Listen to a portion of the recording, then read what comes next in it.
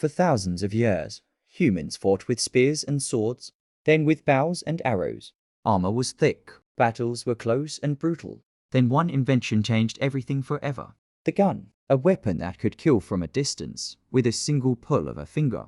But how did we even get here? It started over 1,000 years ago in ancient China, not with weapons in mind, but while searching for the elixir of immortality.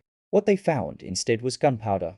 At first, it was used for fireworks and signals, not war. But soon, soldiers realized this powder could do far more than sparkle. The first fire lances could launch projectiles and change a battle instantly. This deadly secret slowly traveled west, along trade routes and through war. The Mongols carried gunpowder weapons across Asia during their conquests. By the 1300s, it reached Europe and blacksmiths began experimenting. And that's when the very first true guns were born. The earliest hand cannons were terrifyingly simple. A metal tube, gunpowder, and a rock or metal ball, that's it. You needed a free hand just to light the fuse while holding a heavy weapon. So inventors came up with a clever fix, the matchlock. A slow-burning cord held by a lever that dropped into the powder with one pull. Now soldiers could aim and fire with both hands. Warfare would never be the same. But there was a problem. Rain, wind, even damp air could put out the match. So engineers invented the wheelock, a spinning metal wheel that struck sparks from flint. No open flame needed. It was expensive, mostly used by nobles and cavalry. Then came the flintlock, simpler, cheaper, and far more reliable. A flint striking steel created a spark, igniting the powder instantly. For the next 100 years, the flintlock became the standard weapon of armies worldwide. But reloading was painfully slow, up to a minute between each shot. Armies had to fire in coordinated rows just to keep a constant barrage going.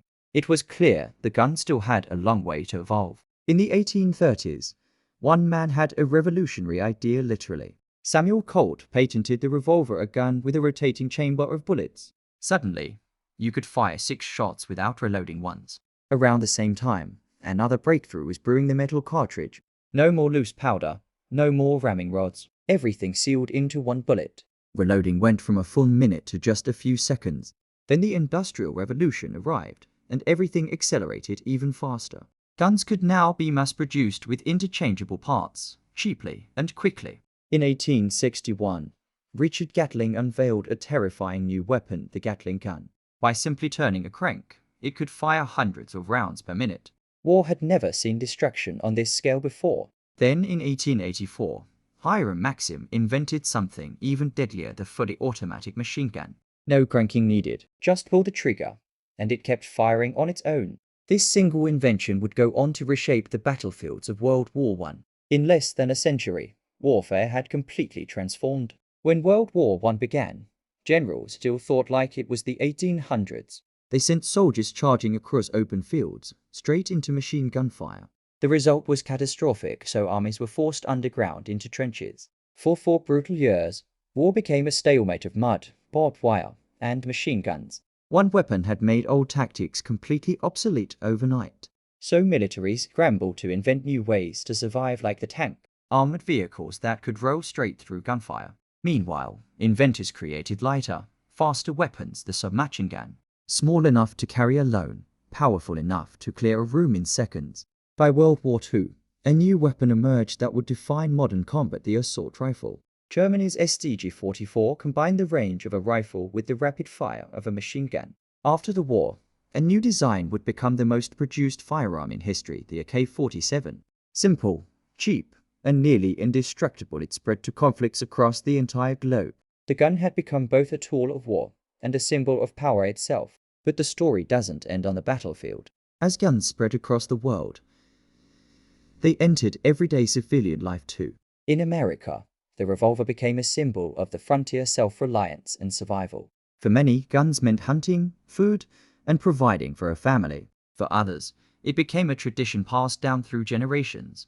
But as gun ownership grew, so did the need for laws to regulate it. In the US, the right to bear arms was even written into the Constitution. This sparked one of the most heated debates in modern history: gun rights versus gun control. Some argue guns are essential for self-defense and personal freedom. Others point to tragedies and argue that fewer guns would mean fewer lives lost. Different countries have taken wildly different paths. Some nations allow guns only for police and military. Others allow civilians to own them freely, with few restrictions at all. There's no single answer that satisfies everyone, because a single invention had grown far bigger than just a weapon. Behind every gunshot is actually a fascinating piece of physics. Rifling spiral grooves cut inside the barrel makes the bullet spin as it fires. That spin works just like a spinning top. It keeps the bullet stable and accurate in flight. When gunpowder ignites, it creates rapidly expanding gas, pushing the bullet forward at incredible speed. Some bullets travel faster than the speed of sound, over 2,500 feet per second. That's why gunshots create such a violent crack. It's literally a small sonic boom.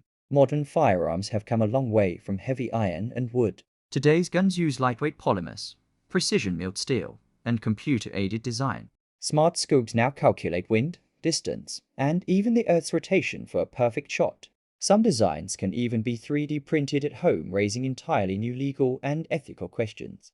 Researchers are even experimenting with electromagnetic railguns firing projectiles without any gunpowder at all, using pure electromagnetic force to launch a projectile faster than any chemical explosion ever could. From ancient alchemy to electromagnetic science, the evolution never really stopped. Which raises an important question. Where does this technology go from here? Today, warfare is changing again, and this time, the soldier isn't even on the battlefield. Armed drones can strike targets from thousands of miles away, controlled by a single operator.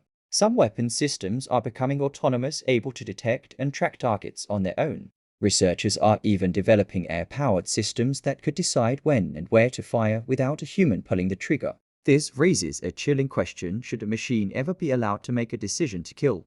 Governments and researchers around the world are now debating strict limits on autonomous weapons. Meanwhile, laser weapons are already being tested by militaries today, capable of destroying a target in a fraction of a second, at the speed of light itself. Not all future weapons aim to kill. Some are designed to incapacitate without lethal force.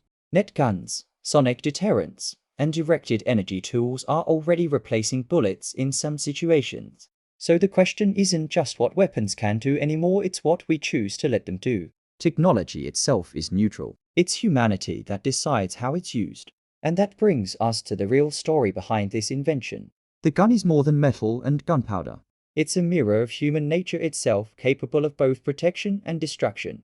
Ironically, it began as a search for eternal life and ended up becoming one of history's greatest killers. That's the paradox of so much human innovation. The same discovery that protects us can also destroy us. Nuclear energy can power a city, or destroy one. The internet can connect us, or divide us. Every powerful invention forces us to ask the same question: how will we choose to use it? Throughout history, humans have shown they can choose peace, even after inventing weapons of war. But history has also shown just how devastating the cost can be when we don't. Perhaps the real lesson isn't about the weapon at all, it's about the people who wield it. Today, that ancient Chinese discovery sits in museums, a relic of the mistake that started it all. And yet, its legacy still shapes the world we live in today. The gun didn't just change how we fight, it changed how we think about power itself. So let's take a step back and look at the whole journey. It began as an accident, a search for immortality that created gunpowder instead. Over centuries, it evolved from crude fire lances into precision-engineered rifles. It reshaped battlefields, toppled empires, and became part of everyday civilian life. And now, it's evolving once again into lasers, drones, and artificial intelligence. But through every era, one truth has remained the same: the weapon is only as dangerous as the hand that holds it. The real story was never really about gunpowder. It's about human curiosity, ambition, and the choices we make with what we discover. So what do you think? Has this invention done more harm or more good throughout history? Let us know in the comments below. And subscribe to the channel so you don't miss the next deep dive into history. Thanks so much for watching all the way to the end. See you in the next video.